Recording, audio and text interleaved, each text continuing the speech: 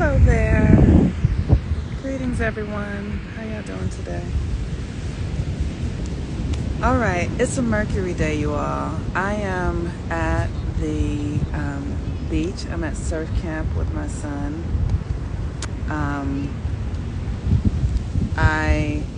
We do this. We hadn't done it since COVID. We used to do this.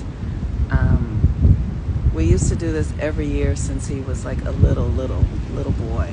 And then COVID happened, and we hadn't been out to the beach really since COVID. I mean, we had been out a little bit, but we hadn't done surf camp and just been out in the way that we needed. And in my meditation, Spirit was really clear with me that my son needs like rigor in his body. He has Mars and Capricorn, and Mars and Capricorn is a really powerful, intense energy. Like it's like a super strength kind of energy, and he's like very, very strong. But because he has a diagnosis, it's just a different sort of weird thing that goes on around children who have different abilities and all that sort of stuff. So it's been weird for me, and so surfing has been the way that I could get him.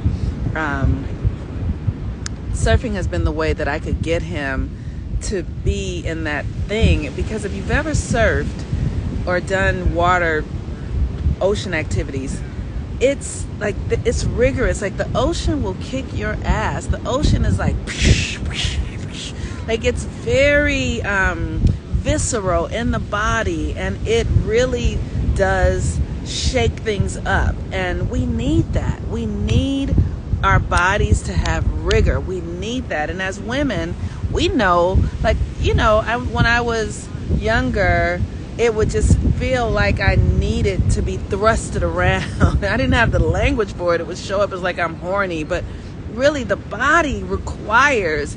We have all these negative judgments around things that are natural to our bodies and what our bodies need to be healthy, and we've allowed the Western definitions to supersede nature's systems.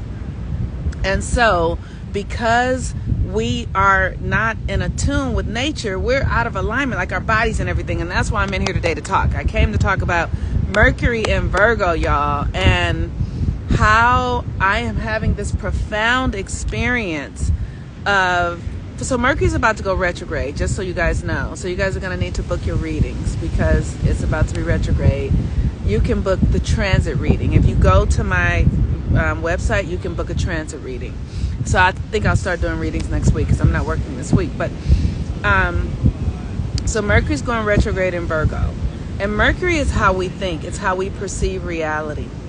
And I just want you guys to know, like, as I study the cosmos through the lens of archetypes and symbolism and astrology, and as I study the cosmos and understand the language that the cosmos speaks, I see so clearly how our culture hijacks the language and twists it so that we get the opposite results of what we think we're doing, because we do things from the external to the internal. It turned everything upside down. And what that did in my mind as a child, because as children, we are wired more to nature naturally. But in my mind as a child, I used to feel what was true. But then I would be told by adults that something else was true, and it created like a conflict inside of me where I stopped trusting myself, and I stopped trusting what I felt, and I stopped trusting nature. I actually became afraid of nature. And as I have done the work to remember, I'm having to undo those mental definitions that I have. Things like, I'm not safe in the world because I'm a black person. That we are enculturated with that in our culture. It's in the television, it's in the media, it's in the music. And so then we take it on, and it becomes like the salt and pepper to everything in your life, because at your root, you don't feel safe in the world because of the way your mind has been programmed to believe you're not safe. But the reality is that you are safe. And the reality is that your mind is creating scenarios based upon the information you've been giving that tells you that you're not safe. So what I've discovered is that now I'm having to undo those things that I bought into that would have me think I'm not safe because I'm black, that think because I'm a woman, I'm not strong, I can't do certain things, I don't have certain access. Like, all those things are programmed beliefs. And how I really now know it's programmed is because when I'm spending time in nature and understanding the codes of nature, and I realize that none of the shit that I've been taught as a child is true. It's all lies. It is all lies. Even down to religion, you guys. Even the religions are lies, y'all. The religions are, and I mean Christianity, Islam, Judaism, all of it. The religions were things that were written in order to keep information about spirituality passed down as we went through the dark ages, which we have been in. We have been in the dark ages. We're coming out of the dark ages now. So they wrote down the practices that evolved into religious dogma, the spiritual practices that evolved into the religious dogma. So, for instance, the sun is really the sun, for real. But over years of mistranslation, it became the son who is somebody named Jesus Christ. But it really is, if you follow the cycles of the sun, that following that will rise the kundalini in your own consciousness, and your Christ consciousness will emerge. But when we've been following all of these, the paradigm meanings that the culture presents, it is out of alignment with nature, but it looks close. It's sort of there, but it's not really there. It's gonna mislead you. It might feel like it's right, like, because when I was a Christian, that felt right. It had some validity to it, but what it did was it talked me out of myself as being the source of God, and talked me into believing in someone else, which had me externalize my energy. And the challenge that we are in is that these externalized definitions of what can only really be sourced inside of you. So like the externalized experience of romantic love is a lie. It doesn't exist. Romantic love is the notion that really what you're doing is projecting yourself onto another. That's what romantic love is. That's all that it is. And that is unsustainable over long periods of time.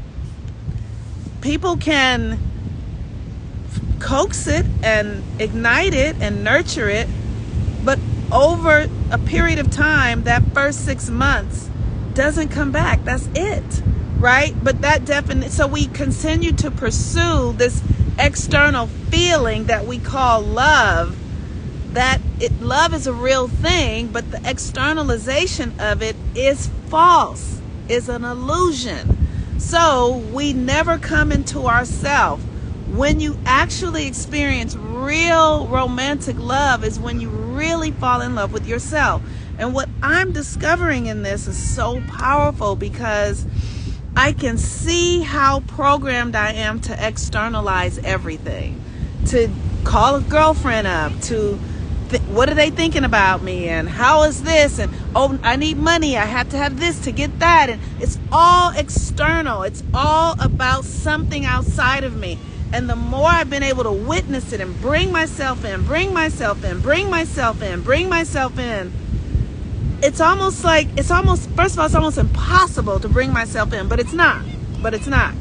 And as I see myself do it, what I'm seeing is that I'm caught in the definitions. Like, my mind doesn't want to let go of the old world because of the definitions of what you need to believe to survive here.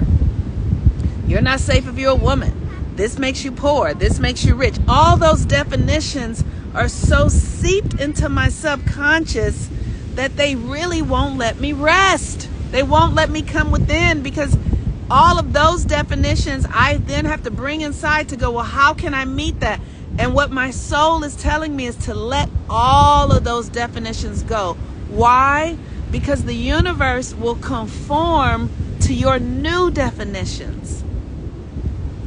Those definitions were given to you to uphold this reality of racism and white supremacy and all of that. I got to do this, and the clock and the time, and all of those are definitions that I can feel. They're in my cells, and I'm doing the work to free myself from them so that the universe can implant me with my own definitions, my own husband. Let go of the idea that you need a husband to be happy. Let go of the stuff that you were taught about sex. Let go of what you believe about food. Let go of what you think about this reality. Let go of all of those definitions.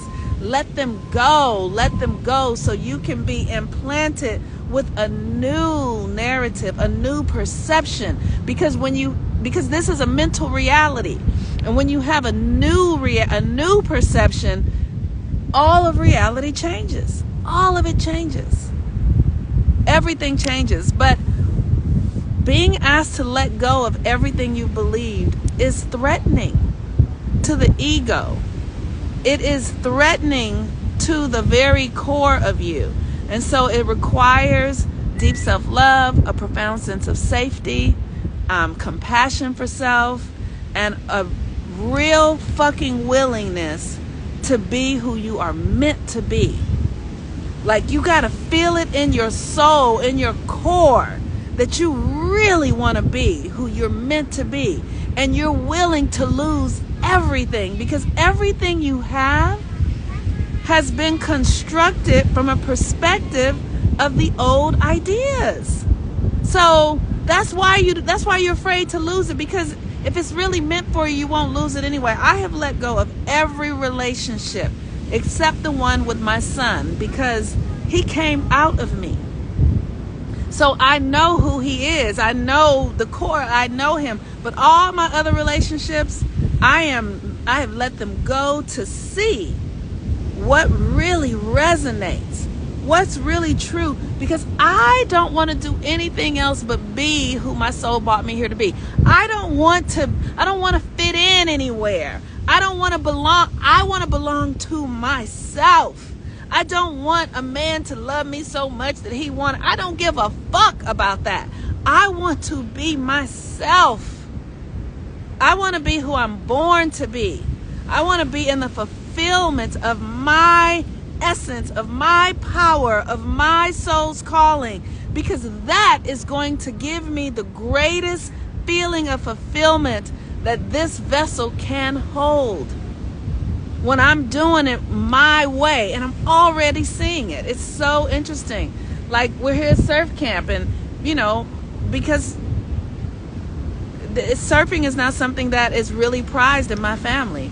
Water sports is not at this stage, because black people don't have that. But I grew up in the water because my father taught me to swim, and it's the only thing he taught me. Can you believe that? The only thing my father taught me was to swim. That, and like, we spent time. And so I've really valued water and my relationship to it, and it has saved my life. And so when my son was born and they said he was diagnosed with Down syndrome, I was like, he just has to learn how to swim. So wherever we go, if we're somewhere, he can swim. He can take care of himself. And I've had to fight for it to happen, and it has happened. And But this year, nobody else was really into surf camp, and not even he was. And my spirit was like, he has to go because he needs the confidence. He needs to touch that primal power that surfing encourages. Like, if you've been in the ocean, surf, it just boom, boom. It just makes you know how strong you are. It also makes you know that you ain't shit. It does both things. It makes you big and it makes you small. And you get to feel the rhythm. Like, when you're on your board, you can feel the swell coming, and if you get right in the right place, that swell will take you right to the land. And that's life. Like, life is this thing. You have to feel it. And my son, I need him to be tapped into that. I need him to be tapped into that instinctual feeling, that animal, that intuition. And this is where I get to cultivate that in him. So nobody else in my family even values that. Nobody gives a fuck about, nobody even knows what that is. Nobody's thinking about that, right? Because everybody's in the old mindset. You gonna make money. You gotta have the bitch. You gotta pay these bills, right? So I'm like, no, the world is changing, y'all. That shit is about to be done with. We need something else. So I'm bringing my son here, but I had to fight for it because Spirit is saying you have to stand for the voice that you have. You have to stand for the insight that is yours. Nobody else has it, but if you don't stand for it, no one can benefit from your insight. You've got to say what you see, and even though it doesn't make sense to anyone else, you say it and you push it and you stand on it. And so just yesterday, his grandmother was like, oh, you're right. I can see his confidence. Like, he feels more confident. Yes, because he's in the fucking ocean, in the rigor of like being in his body and falling down and getting up. And it makes you strong. It gives you something. And that's the power that we have as melanated beings. That power is in us. It's in us. But we've been in this other way of thinking and being, and we've lost our instinct. We put it away. We've not lost it. We put it away. We've denied it. We stepped over it because we had to. Like, as a child, I had to. I could tell people were lying to me. I could tell that they didn't know they were lying. I could tell that they believed what they were saying. And so because they believed it and they were the adult, I was going to have to go along. So I would have to go against my internal knowing because I was a child and I couldn't convince them. I didn't have the language. I didn't know. So I have years of undoing that. Years of undoing of that pattern that got imprinted into my brain, into my perception, where I'm at odds with myself, right? Because the mind and the emotions have to be in alignment. The thoughts and the feelings have to be aligned because we are creative beings. And when our thoughts and our feelings are in one center, we manifest, we create, right? That's why you have the sperm and the egg, and then you have one, that's the masculine and the feminine, and then it creates, right? So the masculine is your mind, the body is your feminine, your emotions, your feelings. That's why men, you cannot be afraid to feel. You gotta be okay. You gotta reprogram that. You've got to reprogram the part of yourself that is afraid to feel, because you need those feelings. They are a part of your power. Ladies, you gotta really develop your intellect. Develop your mind beyond how you feel. You got to learn how to put your feelings aside and see things rationally. See things from a rational perspective, from different ways of being. Brothers, you got to feel it. You got to feel like, oh, I don't like the way that feel it. You got to feel it. And when you feel it, then you start bringing both of those aspects together inside of you. You're unstoppable. All right, y'all. Go book your Mercury retrograde readings. You can go to my website at MoniqueRuffin.com and book your reading. You can book the current transit readings to see how this Mercury retrograde is going to be affecting you. Mercury retrograde doesn't start for 3 more weeks, but the shadow begins tomorrow. The shadow begins tomorrow. And how you undo these things I'm talking about, the reason I've been able to undo this stuff is because I do the Mercury retrograde stuff. Because Mercury goes retrograde every 88 days, allowing you to look back at your reality and see what did and didn't work. And that is a profound gift. Because when you do that, then you can shift your behavior, but it's like magic. It's this because it's about the energy. And when you start paying attention, whoo, it's so good. All right, y'all. Peace and blessings. Talk to you later. Bye.